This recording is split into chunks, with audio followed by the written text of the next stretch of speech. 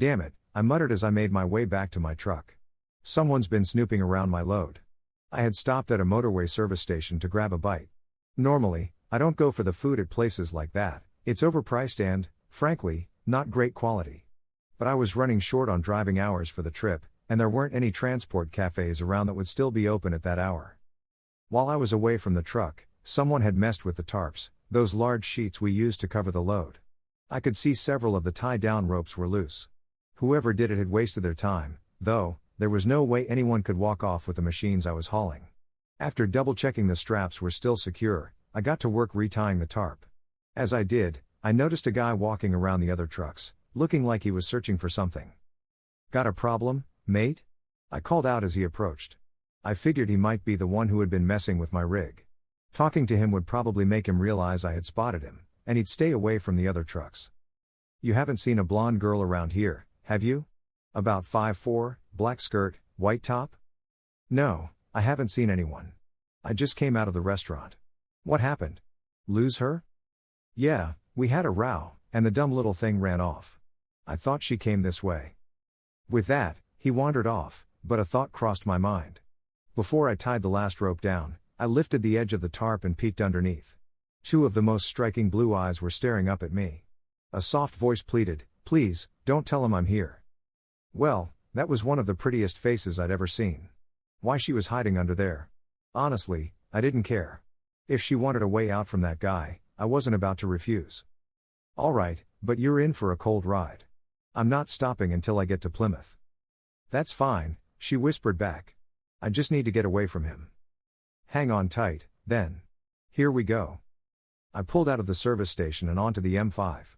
I was curious about the whole situation. What had she been running from? Maybe the guy was her pimp or something, but she didn't seem like the type. He didn't give off that vibe either. I didn't like his look, but he seemed more like a traveling salesman or businessman than anything else. Maybe he'd picked her up hitchhiking, thinking he'd get lucky, but she wasn't interested.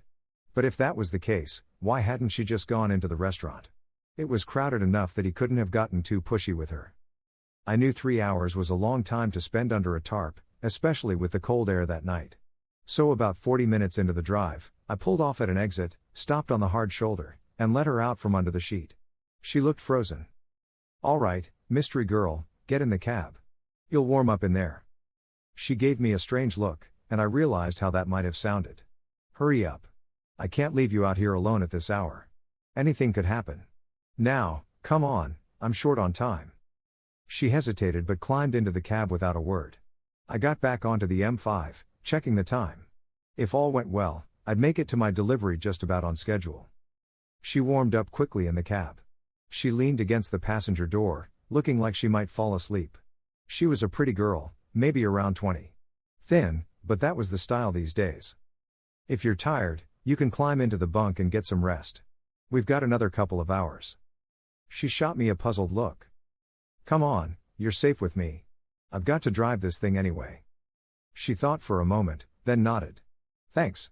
I will, if you don't mind. I'm pretty wiped." She climbed into the bunk behind the seats and wrapped herself in the blanket I keep back there. Before long, she was out like a light. About 3 hours later, I pulled into the factory where I was delivering the machinery. She didn't stir as I drove the truck into the building. I almost forgot she was there as I removed the tarps and straps from my load and watched the guys crane off the machines I'd been hauling. In no time, the truck was empty. After folding up the tarps and stowing them, I pulled the truck out into the factory yard, planning to take a quick nap before my next leg. I needed to log a legal break, which meant I'd be stuck there for most of the day. Then I remembered the girl was still using my bunk. I climbed into the cab and saw she was completely out cold. She didn't even stir as I lowered the upper bunk, quite a noisy process, and hit the button to close the electric curtains. Then, I climbed into the top bunk myself. It must have been close to noon when I woke up to the sound of the girl quietly crying below. I lay there for a few minutes, trying to figure out what to do next. How had I gotten myself into this? I couldn't just drop her off somewhere. I'd always wonder what happened to her. She didn't have much with her, a small handbag and no extra clothes. I climbed out of the bunk, and I could feel her watching me. "You hungry?" I asked. "Yes, very," she answered, her voice still shaky with tears. "The factory bathrooms are just through there. The second door on the right is the women's. Go wash your face. You've made a real mess of your makeup. After that, we'll get something to eat. As she climbed out of the bunk, I got an accidental glimpse of her legs. She was wearing a short skirt that had ridden up more than it should have, but she didn't seem to notice. About 10 minutes later, she came back. Her makeup was fresh, but her clothes were wrinkled, like she'd slept in them. I'd washed up in the truck's sink and changed into a clean boiler suit. We didn't talk much as we walked to a nearby cafe, where I quickly realized she could put away more food than I'd expected, considering her small frame. "So, Little Miss Mystery," I said after we finished eating, "care to tell me who you are and what happened last night?" She stared at me for a few moments before replying. "Why? Why what? Why do you want to know?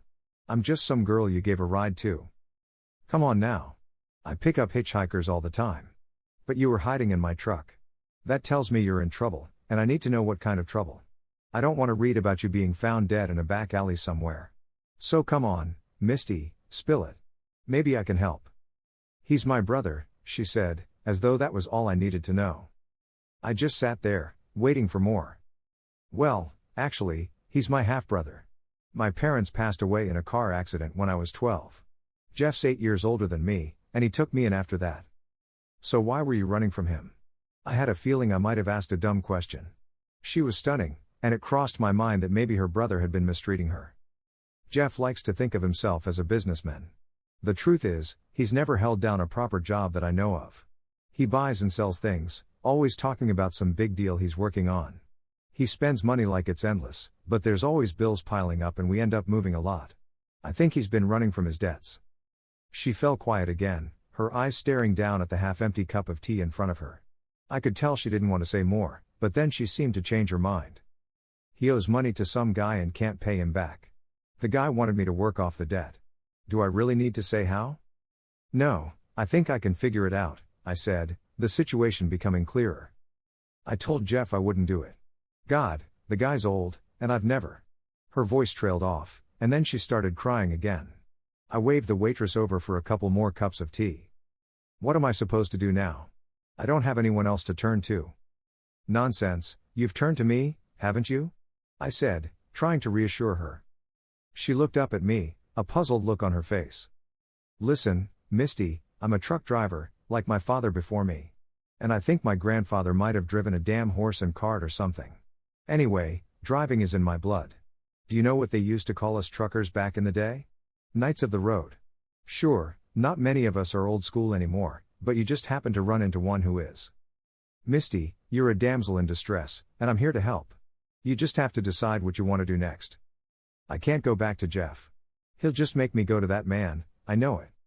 Then don't go back to Jeff. Let's figure out some other options. You could get a job, live on your own. Can't you? But where would I stay in the meantime? I only have a couple of pounds. Ever worked in a hotel before? No, I've only ever worked in shops. But I'm willing to try anything. Okay, I know a couple of folks who own a small hotel up in Torquay. Their daughter used to help run the place, but she left for university last month. They've been having trouble finding someone to take her place.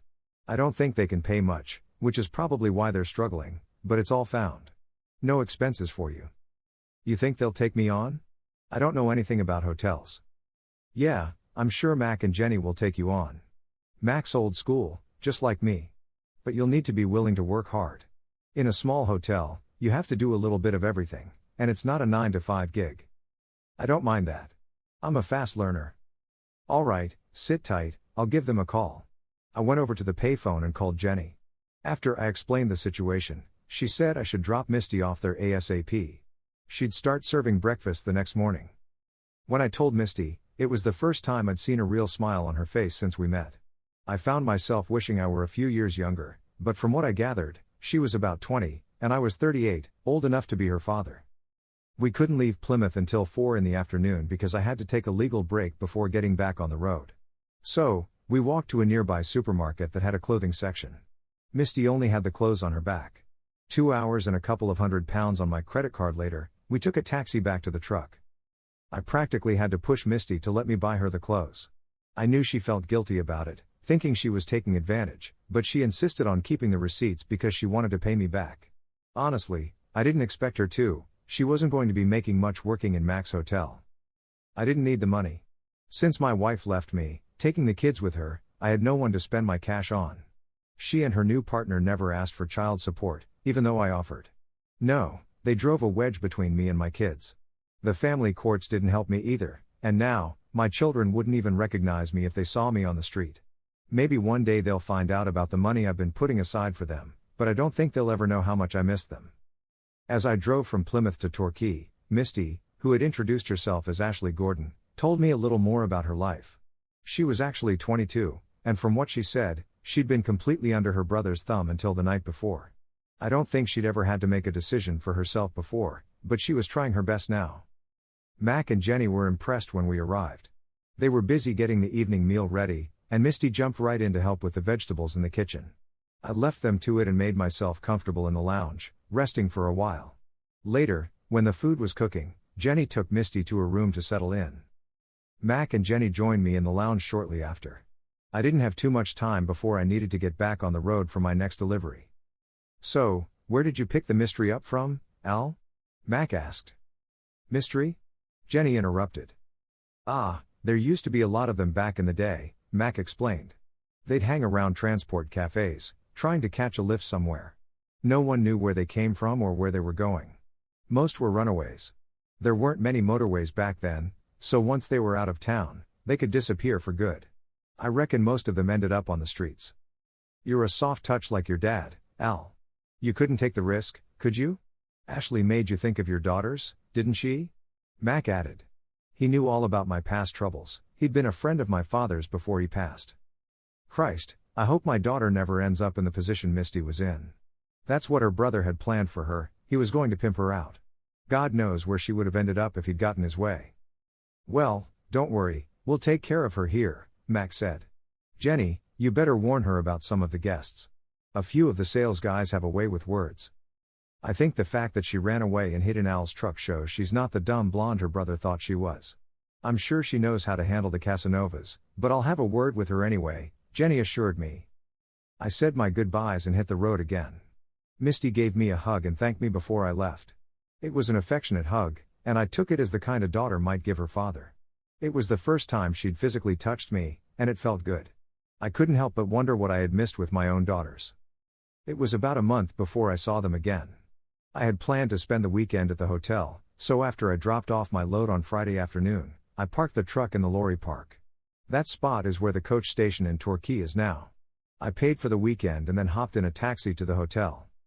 Mac and Jenny weren't there when I arrived, but Misty was working the reception alone. As soon as I walked through the door, she rushed over to me and gave me a hug and a kiss, like I was a long-lost brother. Once Mac and Jenny got back, Misty hardly left my side during my stay, except when I went to bed, of course.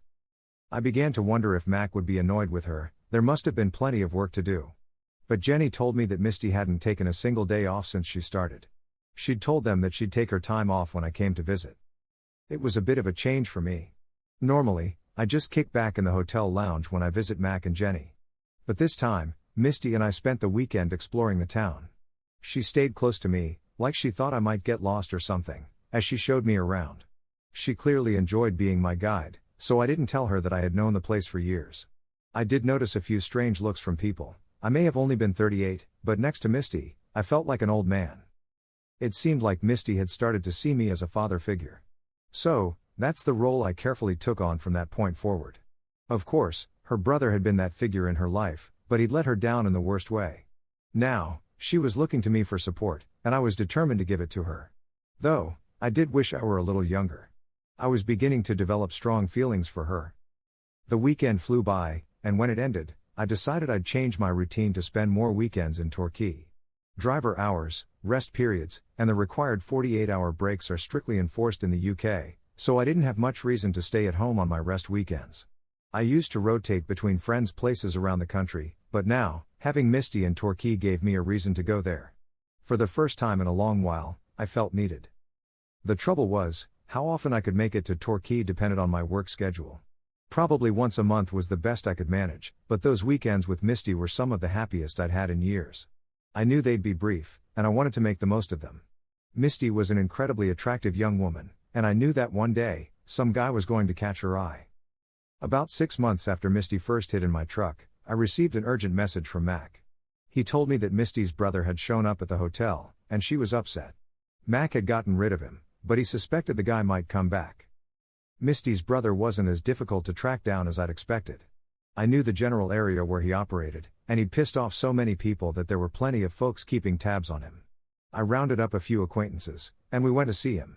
After a chat, he assured us he wouldn't bother Misty again. We left him at the hospital as we drove out of town. Long term, he didn't cause any more trouble. I guess he'd rubbed someone the wrong way, because about a year later, he ended up dead in a back alley. I paid for his cremation and took Misty with me to the ceremony in Mac's car. A few more years passed, and I was 52 when Mac and Jenny decided it was time to retire. By then, Misty had taken over the running of the small hotel, and she had it down to a fine art. One night, while talking to Mac, he mentioned that it would be great if Misty ran the hotel on her own. She was more than capable, especially with the right staff to support her.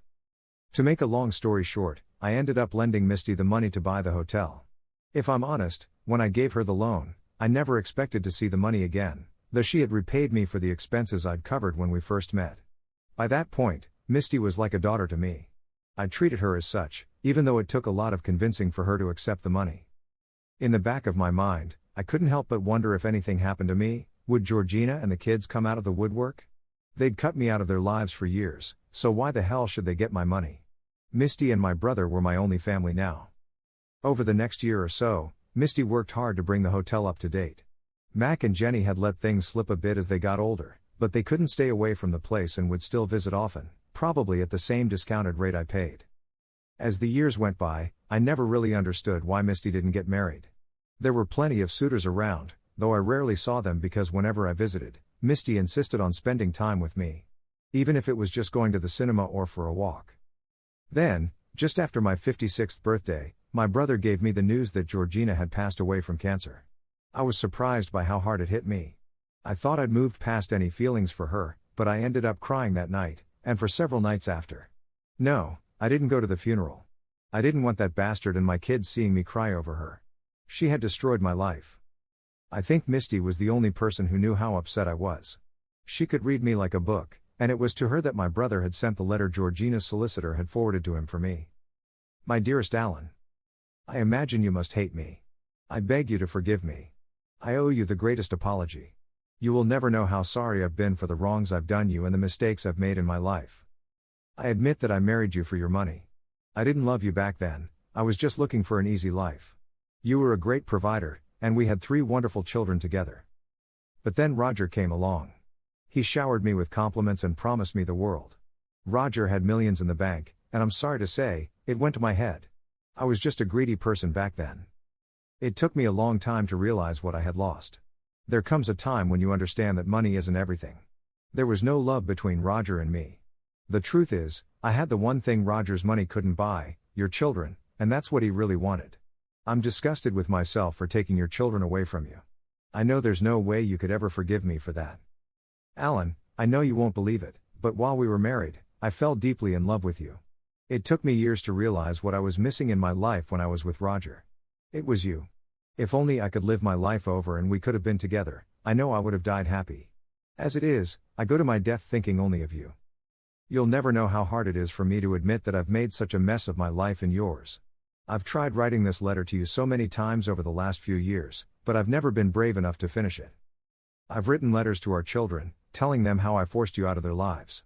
They were the innocent ones. Please, I hope you can forgive them if they come looking for you. Goodbye, my love. Forgive me for my sins. Georgina. Damn, shit, bugger, was all I could think to say. The woman I'd loved, the one who had betrayed me, was now claiming she'd always loved me. What was I supposed to do? In my heart, I knew I still loved her. That's why it had hurt so much when I found out she had passed. But could I forgive her? Honestly, I didn't think I ever could. Weeks later, as I was passing by, I decided to visit Georgina's grave. I left flowers and cried again. Even with the broken heart, I was still sorry she was gone. But life carried on, and the pain of her death faded surprisingly quickly, much quicker than the pain from her betrayal. It was just before Christmas, right after Georgina passed, that Misty insisted I take a week off. The hotel was quiet, just before the holiday rush. I'd planned on just relaxing, but when I walked into the lounge that evening, Misty had a new girl working behind the bar. I wondered why she wasn't in the dining room. Misty didn't have many staff, so it was usual for the same people to work both the bar and serve dinner. Since I was the only one in the lounge, I thought I'd strike up a conversation with her. She seemed a bit reserved and, for some reason, didn't answer when I asked her name. She started talking about something else. I think I asked her name 3 times during our conversation, and it was pretty clear she wasn't telling me on purpose. I started to get the feeling that I was making her uncomfortable, so I moved away from the bar and sat in my usual spot by the TV. To my surprise, she came over and sat next to me. Her actions confused me. She didn't want to talk to me, but when I moved away, she followed me. I was just starting to wonder what kind of confused kid Misty had hired when she walked into the bar. I stood up, and Misty came over and gave me her usual kiss. I noticed the new bartender stood up too. Stepping back from me, Misty asked, "So, what do you think of her?" I was totally baffled and didn't know what kind of response I was supposed to give. I must have looked confused, and Misty definitely noticed it. She turned to the girl. "You haven't told him yet, have you?" The girl turned bright red and shook her head. "You silly girl," Misty said. "Alan, this is your daughter, Ellie. She wanted to surprise you." Poor Ellie looked like she wished she could disappear into the floor. I was stunned that I hadn't recognized her, but it had been so many years. "Do I scare you that much, Ellie?" I didn't know what to expect. I didn't know what to say to you. "Well, how about hello, Dad, it's been a long time, and maybe a hug?" I suggested. Ellie stepped into my arms, and we hugged each other. I couldn't see her face, but I could feel her crying. "Stop with the crying, kid. I've had enough tears for a lifetime. I've missed you, Dad. We all have. You don't know how much we've missed you.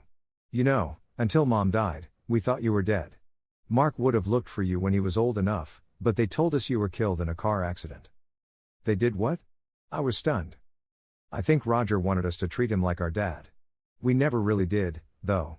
He was nice and kind to us, but he was never our dad. When we got the letters from the solicitor that Mom had sent us, we didn't know how to approach you. I went to see Uncle Bob. He was the last person I saw after you and Mom split. He told me that Ashley was the closest person to you. So, I contacted her." "Why didn't Bob tell me?" I wondered aloud. "He said you didn't react well when anyone mentioned us. He thought Ashley would be the best person to talk to. I'm the advance team. Marcus is flying back from Switzerland tomorrow, and he'll bring Simone down with him. If you want to meet them, that is." "Of course, I want to meet them. That's all I've dreamed of for years." "I told you, Ellie, you had nothing to worry about," Misty said. "I know how much your dad has missed you. He's treated me like a surrogate daughter for years. Now, maybe he'll start thinking of you as his daughter too, and start thinking of me the way I want him to." I turned to look into Misty's eyes. "Georgina's gone, Al. Looks like you've got your kids back. I can't replace their mother, I'm a bit young for that. But I wouldn't mind trying for the role of your wife. Do you think you could ever see me that way?" It was all too much for me. I felt lightheaded and unsteady on my feet, so I collapsed into a chair. "Did you do that, or was it something I said?" Misty asked Ellie. "I think we both gave him a bit of a shock," Ellie replied. "Well, let's be honest," Misty said. "It'd be nice if your dad and I got married while you're all here." I was trying to say something, but Misty and Ellie just ignored me and started making wedding plans. Finally, I managed to mumble something about the age difference between Misty and me. "What a load of rubbish," Misty retorted. "You've been eyeing me up since the day we met, and don't think I didn't notice. Excuse me, Ellie, but a spade's a spade. Jenny told me years ago that you were worried about the age difference between us. So I let it slide. But the older we get, the closer our ages become, in percentage terms. I'm sure Ellie wouldn't mind having more brothers and sisters before I get too old." "Sounds great to me," Ellie added. "I'll call Uncle Bob and tell him to bring his family down here for the wedding." I just sat there, probably looking like I was gasping for air. I felt like my mouth was opening and closing, and I knew I wanted to say something, but I couldn't figure out what. Misty was a virgin on our wedding night. But it's been many happy years since then. At 65, I should be starting to feel like an old man, but with my 5 children and 3 grandchildren, I stay active and young at heart. I don't drive trucks anymore, but I keep busy with the hotel. Ellie and her husband live here with us. There are times when I wish I'd told Misty how I truly felt all those years ago. Maybe we could have married sooner. But I'm glad she took matters into her own hands. The age difference had always been a concern for me, but Marcus, my son, helped put it all into perspective. One night, He simply said, "Dad, take your happiness whenever and wherever you can find it. I'll always be here to look after Misty if the need ever arises, but please, God, let that be many years down the road. We've already lost so much time together." Life moves on.